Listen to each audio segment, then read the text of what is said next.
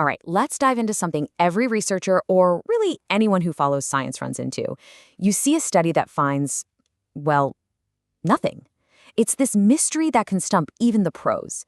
But today, we're going to learn how to crack the case. So picture this, right? You've spent months, maybe even years, designing what you think is the perfect experiment. You run all the numbers, you're holding your breath, and the result is a big old nothing. No significant difference. A null result. You know, it's probably one of the most common and, frankly, frustrating outcomes in all of science. So what do? I think the first instinct for a lot of people is to just throw up their hands and say, "Welp, I guess my theory was wrong." But what if it's not? What if the theory is perfectly fine and the real culprit, the real reason for that null result, is actually hiding in plain sight, right there in how the study was built? And that's where we come in. For the next few minutes, I want you to think of yourself as the lead detective on this case. We're going to give you the tools, the framework, to look at a null result and see it not as a failure, but as this really interesting puzzle that's just waiting for you to solve. Every good detective needs a toolkit, right? Well, this is ours. We're going to use a systematic diagnostic checklist to investigate any null result we come across. This isn't about wild guesses, it's about doing a methodical investigation, kind of like a post-mortem on the study's design itself. So our entire investigation really just boils down to two main questions, two categories of suspects. First, was the signal too weak? In other words, was the difference you were even looking for just too faint, too quiet to even pick up? Or, second, was the noise too loud? Was there just so much random static and variability that it completely drowned out any signal that might have been there? Okay, let's look at our first lineup of suspects, the weak signal crew. This could be a weak manipulation, like trying to test a new super strong coffee by only giving someone a single drop. It's not going to do anything. Or maybe you use an insensitive measure that just wasn't precise enough to pick up subtle changes. Then there are ceiling and floor effects. A ceiling effect is when everyone scores way too high, and a floor effect is when everyone scores way too low. In both cases, there's no room for your experiment to show a difference. And now for our second lineup, the too much noise gang. This is all about variability. You could have huge individual differences creating a ton of static. Imagine testing a new teaching method on students who have wildly different skill levels. It's going to be messy. Or situation noise, like a loud, distracting lab. Even simple measurement error can obscure your results. And of course, the big one, low statistical power, usually from a tiny sample size. That's kind of like trying to hear a whisper in the middle of a hurricane. All right, detective, you've got the toolkit. Let's put it to work. Our first case, the math test mystery. A researcher wanted to see if listening to classical music helps students solve really hard math problems.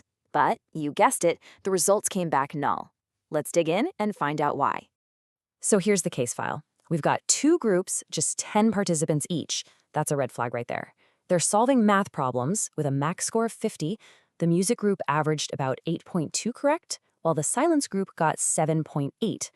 Statistically, that's no difference at all. So our job is to figure out what went wrong in the design here. Okay, the first major clue is staring us right in the face. The average score is only about 8 out of a possible 50. I mean, why so low? Well, it turns out this was an advanced calculus test, and they gave it to students who hadn't even learned calculus yet. This is a classic textbook floor effect. The test was so hard that basically everyone bombed, which means there was no room for the music to possibly show an effect. And here's clue number 2. The average score, the mean, is around 8. But now look at the standard deviation. It's about 4. Think about that. The variability within each group is literally half the size of the average score itself.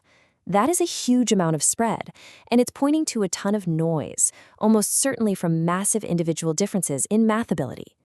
So I think we've cracked it. The primary culprit here was a massive floor effect. That test was just way too difficult. But it had accomplices: the huge individual differences, some possible situation noise from a busy lab, and, critically, that tiny sample size of only 20 people. Honestly, the study was kind of doomed from the start. Okay, let's move on to our next case because the clues aren't always the same. This time, a researcher tested if a short 10-minute meditation could reduce anxiety in people who already had diagnosed anxiety disorders. And again, a null result. But the clues here, they're totally different. Just look at this evidence. The average reduction in anxiety was tiny, just about 2 points. But the standard deviation was a whopping 9 points. It's 4.5 times larger than the average effect. Now, what that tells us is there was an absolutely massive amount of variability in how people responded. Some people probably felt a lot better, some might have even felt worse, and most were somewhere in between. So for this case, the culprits are different. The main problem was probably a weak manipulation. I mean, 10 minutes of meditation is likely not enough to make a dent in a diagnosed anxiety disorder. That weakness was then combined with those huge individual differences we just saw in the data. And once again, the accomplished was a small sample size that just couldn't cut through all that noise.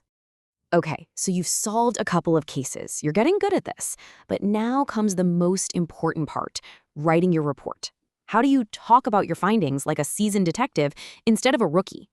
This is what we'll call the detective's code. So here's a rookie mistake. Just listing every single possible problem. Oh, it could be this, or it could be this, or maybe this. A real detective doesn't do that.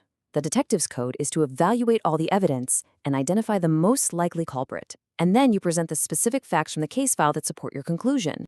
Let's look at a perfect example of this. A rookie says something really vague, like, well, there might have been individual differences. A pro, a detective, uses the evidence. The large standard deviations of 9.2 found in participants with diagnosed anxiety disorders strongly suggest that highly variable responses to the treatment obscured the results. You see the difference? It's all about using the data to build your case. And this brings us to what might be the single most important rule in the detective's code. Never, ever conclude the theory is flat out wrong based on one flawed study. The rookie jumps to conclusions. The theory is wrong, music doesn't help. The detective is more precise. This study was not designed in a way that could have detected an effect primarily because of a floor effect. We critique the method, not the entire idea. You know, if you take just one thing away from our time together, let it be this. A null result doesn't mean your hypothesis is dead, and it doesn't mean nothing happened. It usually just means your measurement tool, your study design, wasn't sensitive enough to see what was really going on. Your job as a detective is to figure out why. So now you've got it. You have the framework, that diagnostic checklist, and the detective's code. The next time you see a study that found nothing, you'll know what to do. You'll know that nothing is often just the beginning of a really fascinating investigation. So the real question is, what clues will you uncover?